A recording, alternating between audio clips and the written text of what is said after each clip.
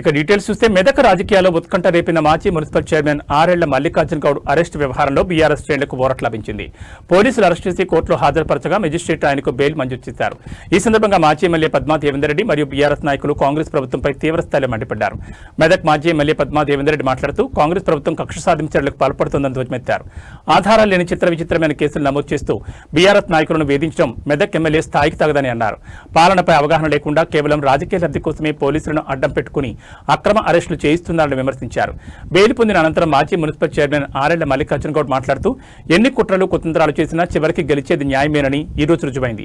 BRS అంటేనే ఉద్యమ party, మాకు కేసులు కొత్త కాదు.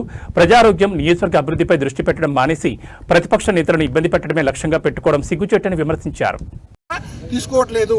నిన్నగాక మొన్న ఒక ఆటో గాల పెట్టిర్రు. ఆటో గాల పెట్టేస్తే ఆటో మీద కంప్లైంట్ తీసుకోమని చెప్పి 2 గంటలు ఒక ముస్లిం మహిళ 2 గంటలు ఆడ నిలబడ్డా కూడా 10 లక్షలు ఎవరు తీసుకోరు. సీఐ లేడు అని చెప్తారు, ఎస్ఐ రాలేదని చెప్తాడు. తర్వాత ఎవరు కేసు తీసుకోవట్లేదు. అంటే ఈ విధంగా పోలీస్ స్టేషన్ లేదంటే పేరు కేంద్రం మా డీజీపీ గారు చెప్తా ఉంటారు ఏంటంటే మంచిగా రిసిప్షన్ అలౌట్ చేసినాము, కూర్చుండే పెడతాము, మంచినీళ్ళు ఇస్తాము, ఛాయ్ దాయిపిస్తాము, ప్రశాంత వాతావరణం కాన్ఫిడెంట్ తీసుకున్నామని చెప్పడం జరుగుతూ ఉన్నది. మరి ఇది ఎక్కడి వరకు ఎంతవరకు సమంజసం? మరి మెదక్ పట్టణంలో మా ప్రశాంతత ఉన్నదా లేదా అనేది ఒకసారి డీజీపీ గారు మెదక్ పోలీస్ స్టేషన్ ఒక సీసీ ఫుటేజ్ రిపేర్ చేయాలి. ఇవాళ అదేవిధంగా మల్లికార్జున కూడా తీసుకుపోయారు. మొత్తం రిమాండ్ కేసులు ఏంటంటే మాత్రం ఏంటంటే మొత్తం పోలీస్ స్టేషన్ కోసం చేసినామని చెప్పారు. కానీ తీసుకుపోవాలి. అసలు పోలీస్ స్టేషన్ మెదక్లో పోలీస్ స్టేషన్కే మల్లికార్జున కూడా తీసుకొని పోలేదు. తీసుకుపోయినంత రూరల్ పోలీసులు తీసుకొని పోయి సీల్డ్ కవర్లో మాకు ఏదైనా రిమాండ్ రేసి పంపించేసారు. అంటే ఈ విధంగా ఎక్కడ పోతా ఉన్నది? ప్రజాస్వామ్యమేనా? ఈ విధంగా ఎప్పుడైనా మెదక్ పట్టణంలో గత 50 సంవత్సరాల నుంచి ఎన్నో ఎన్నికలు చూసారు.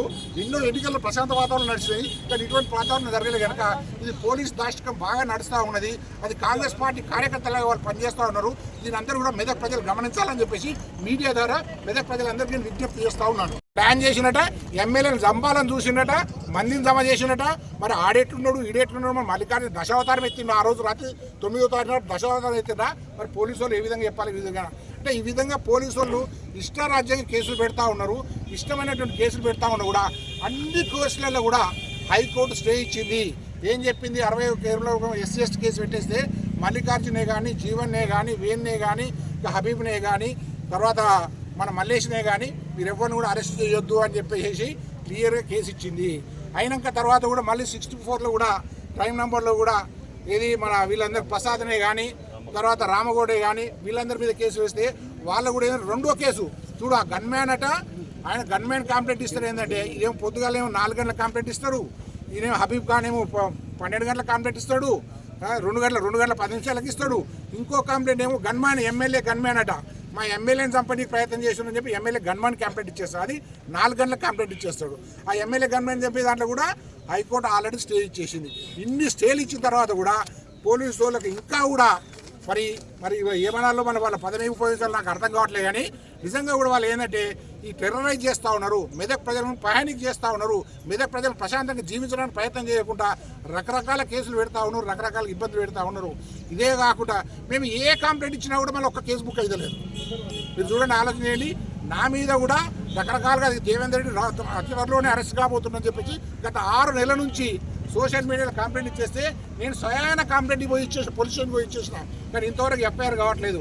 అదే ఎమ్మెల్యే కారు అదే రాత్రి అసలు యాక్చువల్ ఆ రోజు ప్రచారం చేయొద్దు, ఏం చేయొద్దు, అయినా కూడా రాత్రి 3 కార్లు వేసుకొని పోయి ప్రచారం చేసేసి అడ్డుకున్నట్టయితే వాళ్ళ మీద కారు ఎక్కిచ్చేసి ఒక ప్రసాద్ అనేటువంటి కార్యకర్త కాలు ఇరిగిపోతే కాలుకు దెబ్బ తగిలితే ఆయన కంప్లైంట్ ఇచ్చేస్తే ఆయన మీద కంప్లైంట్ తీసుకోరు. మాకు జిల్లా న్యాయస్థానం మీద, హైకోర్టు మీద, అదేవిధంగా అవసరమైతే సుప్రీంకోర్టు కూడా వెళ్తాం. ఏదైతే అక్రమ కేసులు పెట్టి ప్రజలు బలిగాక తప్పదు. అక్రమ అరెస్ట్ గారిని కూడా కోరుతా ఉన్నాం.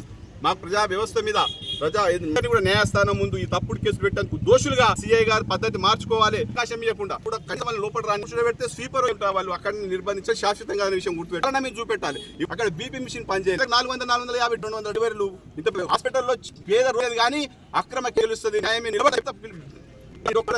విపరీతమైనటువంటి పెడతామని చెప్పేసి ఇంకా చేస్తా ఉన్నారు. కనబడిన వాళ్ళ పట్టుకుపోయే ప్రయత్నం చేస్తా ఉన్నారు. ఇది కరెక్ట్ కాదు. ఇప్పటికైనా మీరు తెలుసుకోండి ఏం జరుగుతుందో. ఎవరో చెప్పిండ్రని, లేకపోతే అక్కడ అమలు అంటే ఆ కేసు అక్కడ పైనుండి ఎటికల్ ఒత్తిడి ఉన్నదని చెప్పి పెడితే గమనించుకోవాల్సిందిగా విజ్ఞప్తి చేస్తూ మా బీఆర్ అవసరం కాంగ్రెస్ పార్టీకి మద్దతు దొరుకుతుందనే ఆ కక్ష సాధింపు చర్యలు ఇవన్నీ కూడా రాజకీయ కక్షలో భాగమే. రాజకీయ కక్షలే కేసులు పెడతా ఉన్నారు. బీఆర్ఎస్ పార్టీ వాళ్ళ మీద కేసులు పెడతా ఉన్నారు. అక్కడ రేవంత్ రెడ్డి ఆ విధంగానే చేస్తూ ఉన్నారు. అదే పంతాలో ఇక్కడ ఉన్న శాసనసభ్యులు కూడా అదే విధానంగా పోతా ఉన్నారు. పోలీసులకు కూడా మరి తెలియాలి కదా, ఎక్కడ న్యాయము, ఎక్కడ పోలీసు, ఎక్కడ కేసు. వాళ్ళ యొక్క చట్టం వాళ్ళ పరిధిలో ఉన్నంత వరకు వాళ్ళ కేసు ఏంది, ఎక్కడ కేసెస్లో కూడా వాళ్ళ ఆ చట్టాన్ని అతిక్రమించి అంటే ఎక్సెస్ పోయి కేసులు పెడతా ఉన్నారు.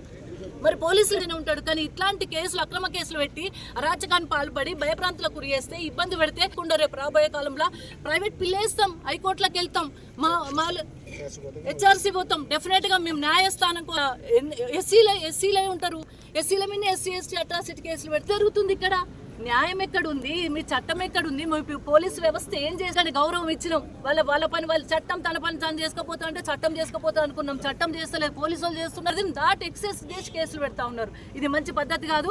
ఇప్పటికీ ఓపిక పట్టినాం, మా సహనానికి పోతాం, న్యాయస్థానానికి పోతాం. ఎవరైతే ఎస్సీ ఎస్టీ పిల్లల్ని భయభ్రాంతులకు గురి చేసుకుంటూ అదర్స్ అని పెట్టినట్టుగా మేము హెచ్ఆర్సీని ఆశ్రయిస్తాం, న్యాయస్థానానికి వెళ్తాం. భయపడేది కాదు. ఉద్యమంలో